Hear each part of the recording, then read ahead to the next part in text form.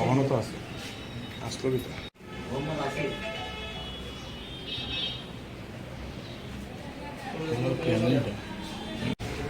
দুইজন বাংলাদেশি অনুপ্রবেশকারী মিজানুর রহমান আর মোহাম্মদ হাসিক, তাদেরকে গতকালকে রাত্রেবেলা আমরা আমাদের ইন্টেলিজেন্সের মাধ্যমে আমরা খবর পেয়েছি যে ওরা আমাদের আগরতলা শহরে প্রবেশ করে ভিন রাজ্যে পাড়ি দেওয়ার জন্য বা আগরতলা শহরের আশেপাশে কোনো ধরনের ইয়ে করার জন্য ওরা এসেছে। ওদেরকে আমরা পাকড়াও করেছি এবং তাদেরকে আমরা অ্যারেস্ট করে স্পেসিফিক কেস নিয়ে আজকে তাদেরকে আমরা কোর্টে উপস্থিত করেছি।